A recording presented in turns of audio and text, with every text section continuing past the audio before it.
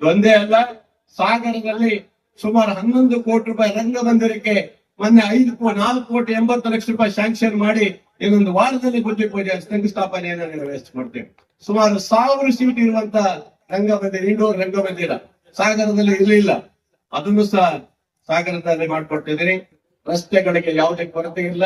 ಸಾಗರದಲ್ಲಿ ಪ್ರವಾಸಿಗರು ಬರೋದ್ರಿಂದ ಖಂಡಿತ ಸಿಗಂದೂರು ಸೇತುವೆನ ಇವತ್ತು MP ಅವರು ಕೊಟ್ಟರು. ಹೊಸಳ್ಳಿ ಸೇತುವೆ ನಾವು ಕೊಟ್ಟಿದ್ದೀವಿ.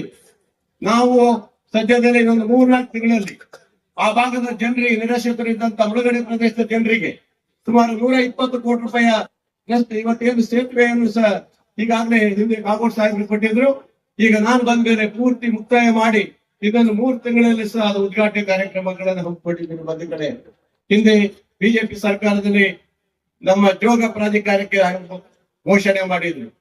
ಆದ್ರೆ ಹಣವನ್ನು ಬಿಟ್ಟಿರುವುದು 10 ಕೋಟಿ ಮಾತ್ರ. ಆದ್ರೆ 130 ಕೋಟಿ ರೂಪಾಯಿ ಗೋಪಾಲಕೃಷ್ಣ ಬೇಳೂರು ಬಿಡುಗಡೆ ಮಾಡಿದ್ದಾರೆ. ಇವತ್ತು ಎಲ್ಲಾ ರೀತಿಯ ಇಡೀ ಸಾಗರಕ್ಕೆ ಬಂದಂತಹ ಯಾವ ಪ್ರವಾಸಿಗರು ನಿರಂತರವಾಗಿ ಜೋಗದಲ್ಲಿ ಬಂದು ನೋಡ್ಕೊಂಡು ಹೋಗುವಂತ ರೀತಿಯಲ್ಲಿ ಮಾಡ್ಬೇಕಂತ ಒಂದು ಚಿಂತನೆ ಮಾಡಿದ್ದೀವಿ. ಎಲ್ಲಾ ರೀತಿಯ ರೈನ್ ಡ್ಯಾನ್ಸ್ ಇಂದ ಹಿಡಿದು, ಕಾರಂಜಿಂದ ಹಿಡಿದು, ಮೈಸೂರಲ್ಲಿ ಹಿಡಿದು ಕಾರಂಜಿಂದ ಹಿಡಿದು, ಗ್ಲಾಸ್ ಹೌಸ್ ಇಂದ ಹಿಡಿದು, ಆಮೇಲೆ ಏನು ಬರ್ತಲ್ಲ ರೂಪೇನ ಬರ್ತಲ್ಲ, ಅದು ಸಹ ಸೇರಿ ಎಲ್ಲ ಪ್ರತಿಯೊಂದು ಸಹ ಅಲ್ಲಿ ಇರಬೇಕು. ಇಡೀ ರಾಜ್ಯದ ಜನರು ಜೋಗಕ್ಕೆ ಬಂದು ನೋಡುವಂತ ರೀತಿಯಲ್ಲಿ ಇವತ್ತು ಚೇತನ ಶಾಸಕರಾಗಿ ಮಾಡಿ ತೋರಿಸ್ಕೊಡ್ತೇನೆ ನಾನು.